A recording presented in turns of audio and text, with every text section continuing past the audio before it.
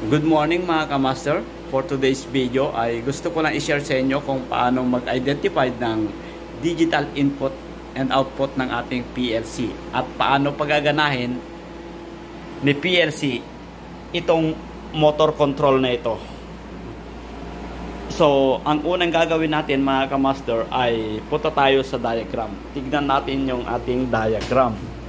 So, yung itong main lube oil pump motor ay ito yung kanyang diagram. So ito yung kanyang output ni PLC. Ayan, as you can see, digital output ni PLC. So pag nag-activate yan, mag-close ito and then ready to run pag pinindot natin yung ating HMI. So tingnan natin dito sa ating switch on natin. So pag ganyan, hindi pa naka-activate hindi active si PLC pag ganito yung setup mga kamaster. So tignan natin yung loob mga kamaster, baba natin. So ayan, titignan muna natin. Ang unang gagawin natin ay titignan muna natin yung kanyang input yung unang titignan natin. So bali ang input natin dito mga kamaster ay ito yung kanyang input, W193 at 103A. Ayan po yung kanyang input. So ayan, bali ito papunta rito sa kanyang switch, selector switch. Bali ito yung kanyang input device mga kamaster na tinatawag. So ito 103 at W193. So ito mag-close ito pag pinindot natin ganyan. Pag pinindot natin, mag-close yan.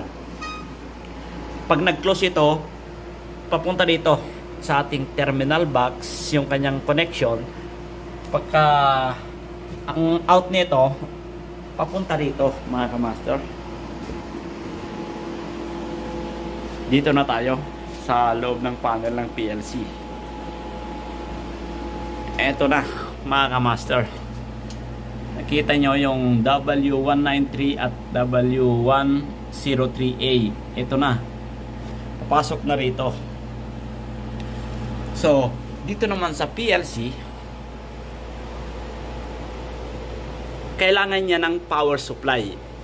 So, ito pala mga kamaster yung kanyang digital input device.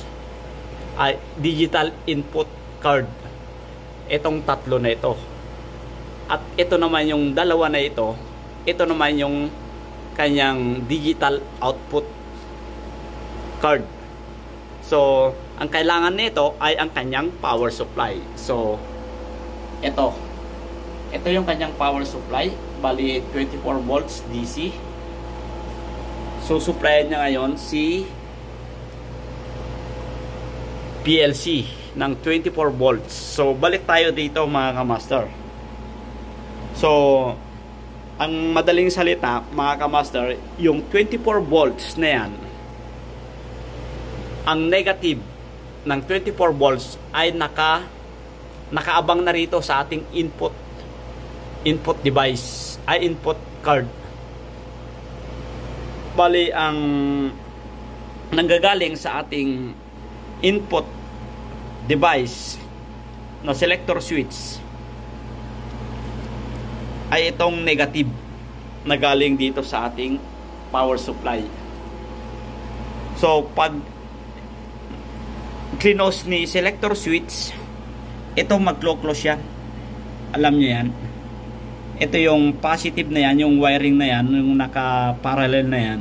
Yan yung negative positive 24 volts. So pag nag-contact ito,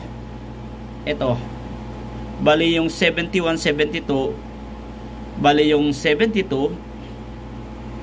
ito 71, 72, tinanggal ko lang ito mga kamaster. Ayan, 71, 72. Bali yung 72 ay andi dito. Ito. Pag nag-close yan, pag nasupplyan ito, papunta rito ng A4, ito yung input niya, mag-a-activate ito. May signal na malalaman nyo na active yung kanyang input device. May indication na lights dito, indication lights. Pag naka-receive si input card, ay scan niya ito bago pumasok yung ating program. Andito yung PLC, ay yung CPU natin. Ibabato niya yung program dito. Tsaka papasukin niya at i-scan ni output, digital output, para pagaganahin niya ito, yung ating output relay, digital output relay. Pag nag-activate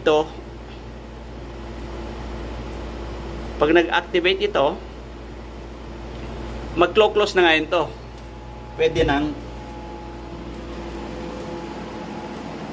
So, supply natin mga kamaster para makita nyo.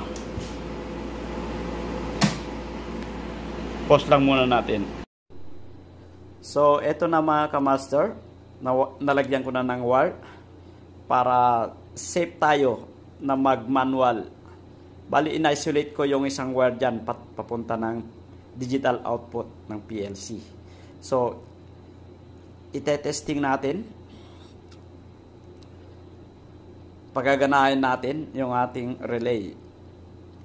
Kukuha tayo ng supply dito sa kanyang digital output card.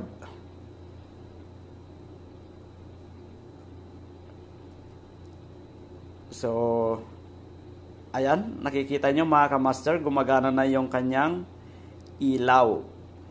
Bali, nag-send na siya ng positive 24 volts. Kaya gumana yung nag-activate na yung ating relay. So, titignan natin sa ating panel. So, pag ganito mga kamaster, may indication na nakaran yung ating indication light, ay ibig sabihin, na-cut off na ni PLC yung supply papunta ng relay output ng ating PLC.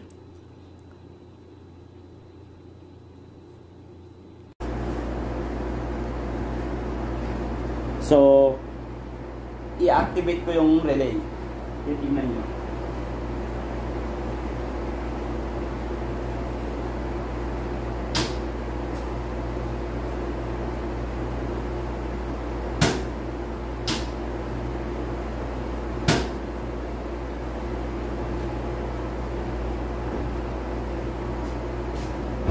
So, di ba mga kamaster?